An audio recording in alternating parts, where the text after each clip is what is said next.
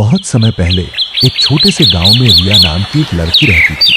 वह बेहद जिज्ञासु थी और हर समय नई चीजें सीखने में रुचि रखती थी। एक दिन उसे अपनी दादी की पुरानी अलमारी से एक प्राचीन पुस्तक मिली।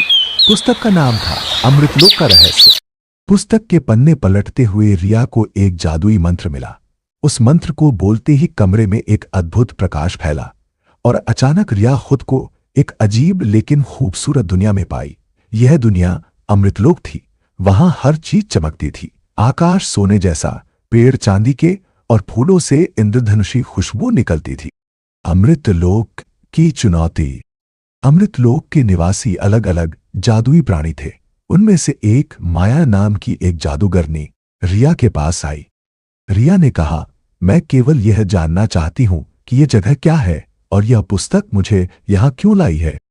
माया ने हंसते हुए कहा, यह पुस्तक तुम्हें इसलिए मिली क्योंकि तुम्हारा दिल सच्चा है।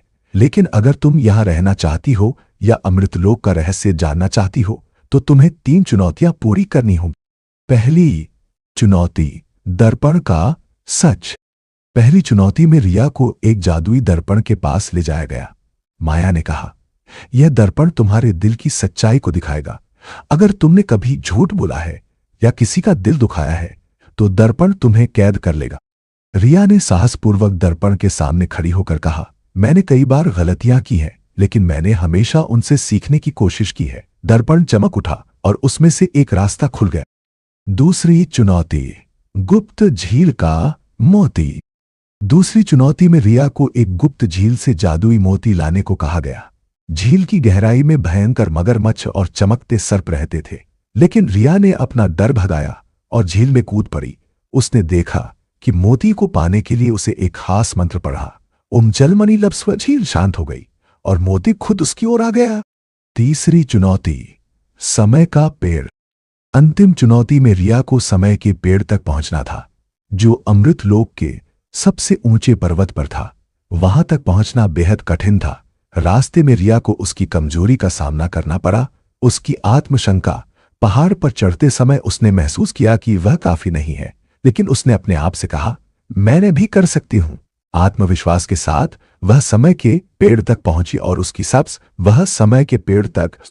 अमृतलोक का राज है।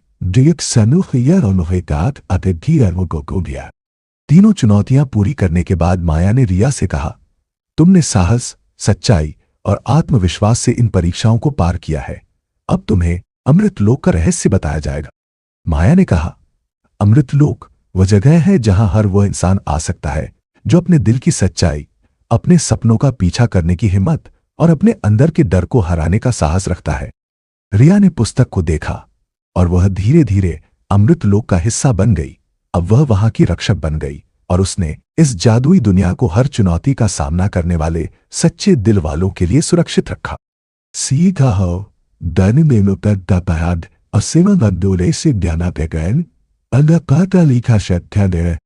यह कहानी हमें सिखाती है कि सच्चाई, साहस और आत्मविश्वास हमें किसी भी जादुई दुनिया या चुनौती का सामना करने योग्य बनाते हैं।